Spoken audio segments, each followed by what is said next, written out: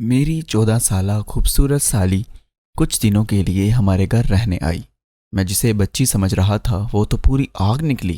میری بیوی ہسپتال میں داخل تھی، اس لیے میری ساس رات کو میری سالی کو میرے پاس چھوڑ کر ہاسپٹل میری بیوی کے پاس چلی گئی۔ میں نے اسے بچی سمجھ کر اپنے ساتھ سلا لیا تاکہ وہ کہیں نئے گھر میں ڈر نہ جائے، لیکن اس نے تو آدھی رات کو میرے ساتھ ہی بیڈ پر رات کے 1 بجے کے قریب میرے کمرے کے دروازے پر دستک ہوئی تو میں جان گیا کہ میری سالی نور ہی ہوگی، کیونکہ وہ اس وقت پورے گھر میں اکیلی تھی اور وہ پہلی دفعہ ہمارے گھر رہنے کے لیے آئی تھی، تو شاید اسے رات کے اس پہر ڈر لگ رہا تھا۔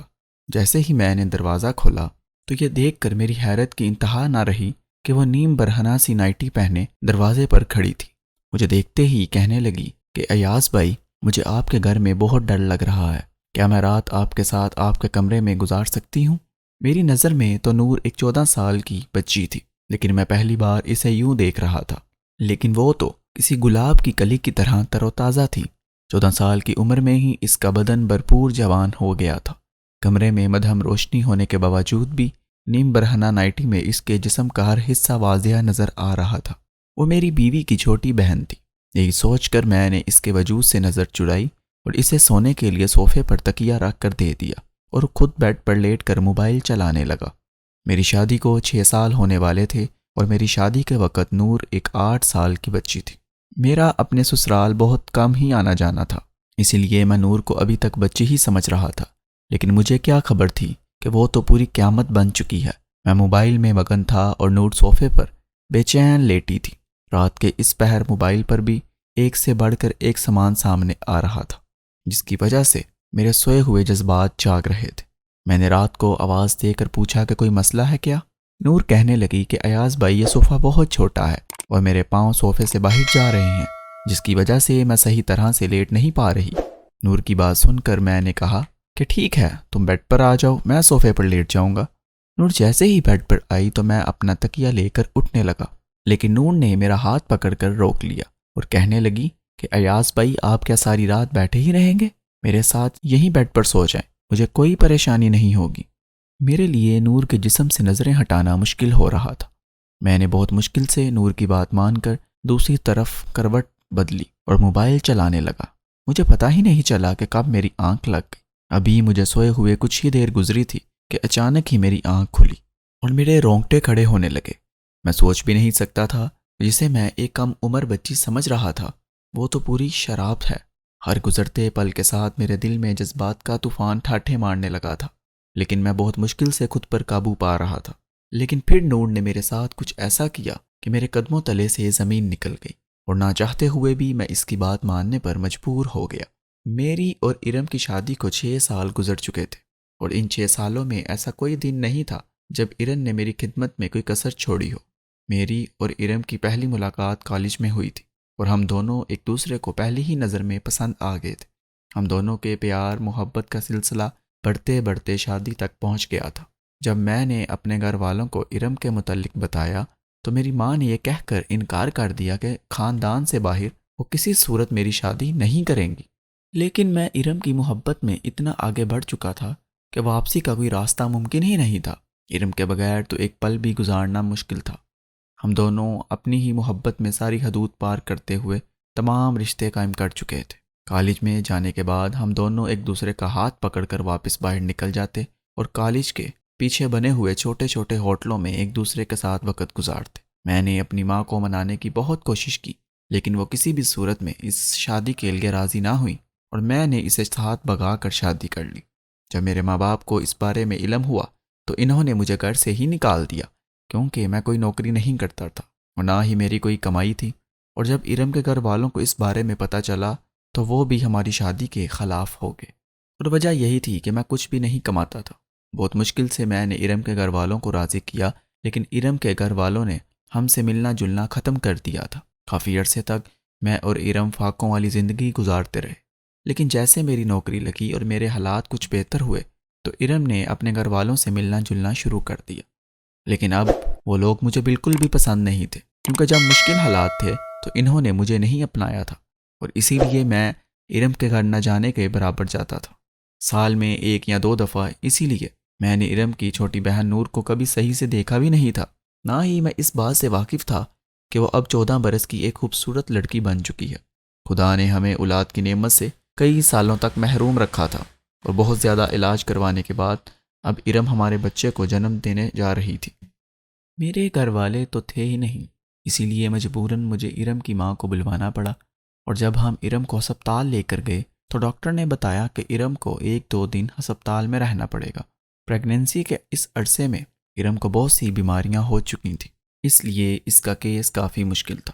ارم کے والد کہیں شہر سے باہر گئے ہوئے تھے، اس لیے ارم کی والدہ نے اس کی چھوٹی بہن کو میرے پاس ہمارے گھر میں چھوڑ دیا، کیونکہ وہ اسے اکیلا نہیں چھوڑ سکتی تھی۔ میں بہت عرصے بعد ارم کی بہن نور کو پہلی دفعہ دیکھ رہا تھا، اور میں اس کو دیکھ کر حیران رہ گیا تھا۔ میں تو ارم کی خوبصورتی کا ہی دیوانہ تھا، لیکن اس کی چھوٹی بہن تو اس سے کہیں زیادہ خوبصورت تھی، اور اسے دیکھ کر میں ارم کو بھول گیا تھا۔ نور نے ارم کی غیر موجودگی میں گھر کے سارے کام کاج بہت اچھے سے کیے، اور مجھے بالکل محسوس نہیں ہوا کہ ارم گھر میں نہیں ہے۔ اس نے سارے گھر کو سلیقے سے صاف ستھرا کر کے سونے کی تیاری شروع کی، تو میں بھی اپنے کمرے میں چلا آیا۔ لیکن تھوڑی ہی دیر بعد جب کمرے کے دروازے پر دستک ہوئی، میں جان گیا کہ نور آئی ہے، شاید اسے کسی چیز کی ضرورت ہوگی، لیکن میں اس بات سے بالکل بے خبر تھا کہ نور تو کچھ اور ہی ارادہ لے کر آئی ہے۔ پہلے تو وہ صوفے پر آرام سے بیٹھ گئی اور کہنے لگی، مجھے بہت زیادہ اکیلے پن میں خوف محسوس ہو رہا تھا، کیونکہ یہ گھر میرے لیے بالکل نیا ہے، اس لیے میں نے سوچا کہ کیوں نہ میں آپ کے کمرے میں ہی رات گزار لوں۔ میں نے نور سے کہا کہ اچھا کیا جو تم چلی آئی، یہ تمہارا اپنا ہی گھر ہے، تم یہاں آرام سے سو سکتی ہو۔ لیکن نور کو یوں نیم برہنہ نائٹی میں دیکھ کر میری نظریں بار بار اس کے جسم کا طواف کر رہی تھیں۔ نور میرے چہرے پر نظریں جمائے بہت ہی توجہ سے مجھ سے بات کر رہی تھی۔ وہ آہستہ آہستہ مجھے بتا رہی تھی کہ جب اس نے مجھے پہلی بار دیکھا تھا تو میں پہلی ہی نظر میں اسے بہت اچھا لگا تھا۔ اس وقت وہ صرف 8 سال کی تھی۔ وہ کہنے لگی کہ مجھے دیکھتے ہی اسے اپنی آپی کی پسند پر رشک آنے لگا۔ اسے خوشی ہوئی کہ اس کی آپی کی قسمت اتنی اچھی ہے۔ نور کہنے لگی کہ اس دن کے بعد سے میں اس کے خیالوں میں بیٹھ گیا تھا، اور وہ یہی تصور کرتی ہے کہ اس کی زندگی میں آنے والا شخص بھی بالکل میرے جیسا ہی ہوگا۔ نور منہ سے بات کرتے کرتے اپنی نائٹی کی ڈوری سے بھی کھیلنے لگی۔ وہ مجھے کہہ رہی تھی کہ میری بڑی بڑی آنکھیں اس کے ذہن میں ہمیشہ کے لیے بیٹھ گئی تھیں۔ وہ کہنے لگی کہ اس نے کئی مرتبہ اپنے ابا سے میرے لیے جھگڑا بھی کیا، کیونکہ وہ چاہتی تھی کہ اس کے ابا مجھے معاف کر کے ہمیں اپنا لیں، کیونکہ وہ مجھے دوبارہ دیکھنے کو بہت بے چین تھی۔ مجھ سے باتیں کرتے کرتے وہ صوفے پر لیٹ گئی، اور میں بہت مشکل سے اسے نظریں چرا کر اپنے فون میں دھیان لگانے لگا۔ کمرے کا ماحول اچانک ہی بہت گرم ہو گیا تھا۔ نور ایک جلتی ہوئی آگ تھی جو مجھے اندر تک دہکا رہی تھی۔ میں تو اسے ایک بچی سمجھ رہا تھا، لیکن اس کی جوانی تو کسی کو بھی دیوانہ کر سکتی تھی۔ تھوڑی ہی دیر میں وہ بے چینی سے کروٹیں بدلنے لگی۔ میرا دھیان بار بار بھٹک کر نور کے وجود پر جا رہا تھا، اور جب میں نے اسے بے چین دیکھا تو میں پوچھ رہا تھا کہ کیا ہوا ہے۔ وہ کہنے لگی، یہ صوفہ بہت زیادہ غیر آرام دہ ہے اور میں اس پر آرام سے نہیں سو سکتی۔ یہ سنتے ہی میں نے اس سے کہا کہ وہ بیڈ پر آ کر سو جائے اور صوفے پر میں سو جاؤں گا۔ وہ جیسے ہی بیڈ کی طرف آئی تو میں اٹھنے لگا۔ نور نے فوراً ہی میرا ہاتھ پکڑ کر کہا کہ ایاز بھائی، آپ کو تکلیف اٹھانے کی کیا ضرورت ہے؟ یہ آپ کا اپنا ہی گھر ہے۔ میں آپ کی طرف لیٹ جاتی ہوں، دوسری طرف آپ لیٹ جائیں۔ میں نور کی بے باکی دیکھ کر حیران رہ گیا تھا، لیکن میں نے خود بھی آرام کرنا چاہتا تھا۔ سارا دن ارم کے پیچھے میں نے ہسپتال میں کافی بھاگ دوڑ کی تھی، اسی لیے میں بیڈ کے ایک کونے پر ہو کر لیٹ گیا اور اپنا فون چلانے لگا۔ نور کی موجودگی میں اپنے جذبات پر قابو پانا میرے لیے ایک مشکل مرحلہ تھا، جس سے میں اس وقت گزر رہا تھا۔ فون چلاتے چلاتے ہی مجھے کب نیند آ گئی مجھے پتہ ہی نہ چلا، اور جب میری آنکھ کھلی تو مجھے ایسا محسوس ہوا جیسے کوئی میرے جسم پر ہاتھ پھیر رہا ہو، اور جب میں نے پوری طرح ہوش میں آیا تو مجھے اندازہ ہوا کہ نور میرے بہت قریب لیٹی ہوئی ہے۔ اس کی انگلیاں میرے جسم پر حرکت کر رہی ہیں۔ میرے اندر ایک طوفان سا اٹھنے لگا تھا۔ نور جان بوجھ کر میرے جذبات کو ابھار رہی تھی۔ وہ اپنے دلی جذباتوں کو باتوں باتوں میں پہلے ہی بیان کر چکی تھی کہ وہ مجھے پسند کرتی ہے، اور اب رات کے اندھیرے میں وہ اس طرح میرے قریب آ کے یہ بات ثابت کر رہی تھی کہ اس کے دل میں میرے لیے بہت کچھ تھا۔ میں ایک مرد تھا، اور بہت کوشش کے باوجود بھی میں خود کو نور سے دور نہ کر سکا، اور میں بھی کروٹ بدل کر اس کے قریب ہو گیا۔ نور تو جیسے اسی کے انتظار میں تھی۔ جیسے ہی اسے علم ہوا کہ میں اس کا ساتھ دینے کے لیے تیار ہوں، وہ فوراً ہی اپنے جذبات مجھ پر لوٹانے لگی، اور میں نے بھی اس کے ہر جذبے کی خوب پذیرائی کی۔ جب ہم دونوں اپنا مقصد حاصل کر چکے تو نور نے اپنے فون میں میرے ساتھ ہماری کئی تصاویر کھینچی جن میں ہم دونوں ایک دوسرے کی باہوں میں تھے۔ ہم دونوں ہی بے حجاب تھے۔ میں نے نور سے کہا کہ اس طرح کی تصاویر فون میں نہ لے، لیکن نور کہنے لگی کہ اس تصاویر کو دیکھ کر اپنے بیتے ہوئے پلوں کو یاد کرے گی۔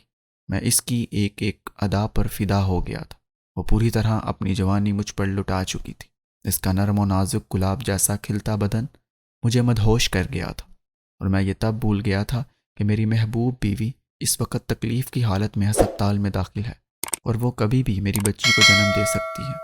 نور کے ساتھ رات گزار کر جیسے کوئی قلعہ فتح کر لیا ہو، لیکن مجھے کیا خبر تھی کہ یہاں سے میری بربادی کا آغاز ہونے والا تھا۔ جیسے ہی میں ہسپتال جانے کے لیے نکلنے لگا، نور نے مجھے آواز دے کر روکا اور میرے قریب آ کر مجھے اپنی باہوں میں بھر لیا اور مجھے چومتے ہوئے کہنے لگی کہ آپ جاتے جاتے مجھے کچھ پیسے دے جائیں، میں نے بازار جانا ہے۔ نور کی بات سنتے ہی میں نے بٹوے سے ہزار کے 10 نوٹ نکال کر نور کے حوالے کیے۔ میرے ہاتھوں سے لے کر اس کے چہرے پر ایک معصوم سی مسکراہٹ بکھر گئی۔ میں نے بدلے میں اس کے ہونٹوں کو چوما اور گھر سے نکل پڑا۔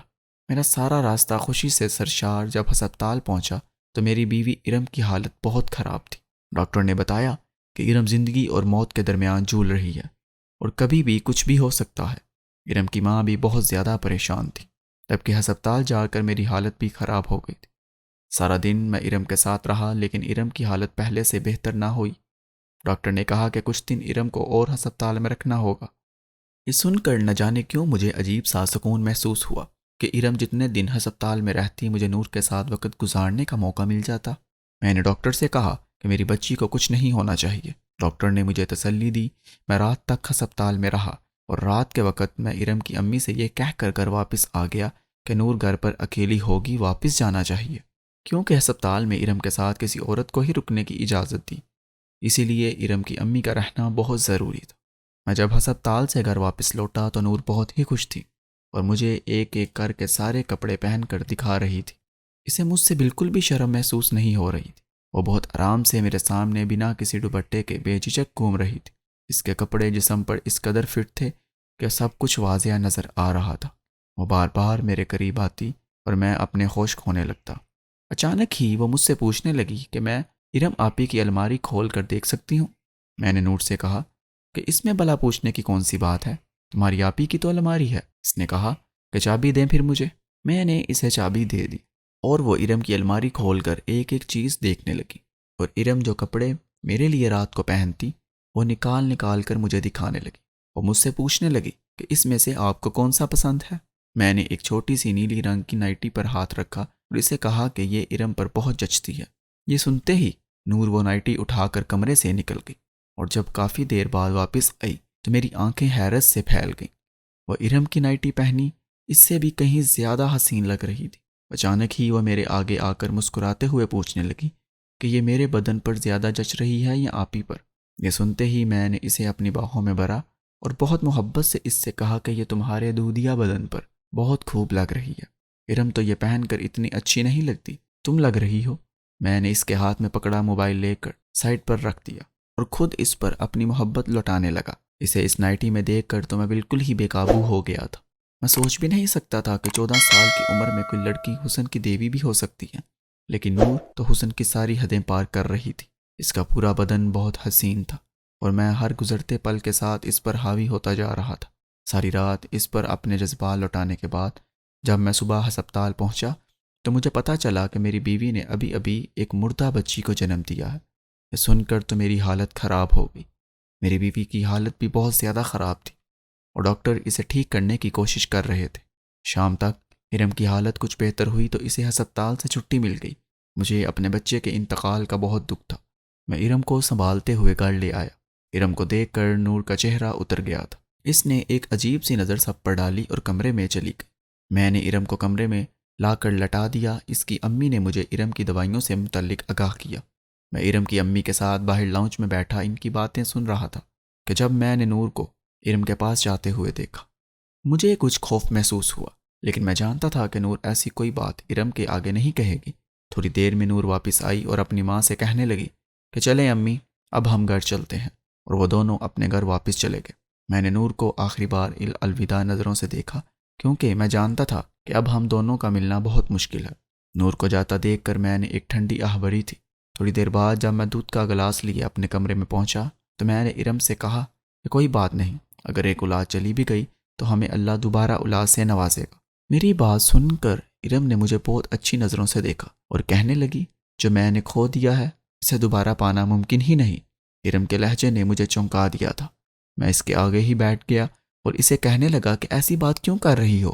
ارم کہنے لگی کہ نور میری سگی بہن نہیں ہے، بلکہ وہ میری پھپھو کی بیٹی ہے، جسے پھپھو کے انتقال کے بعد ابا ہمارے گھر لے آئے تھے۔ لیکن نور کو بچپن سے ہی مجھ سے بہت نفرت تھی، کیونکہ گھر میں ہر چیز میری تھی اور اسے ہر وہ چیز چاہیے ہوتی جو میرے پاس ہوتی۔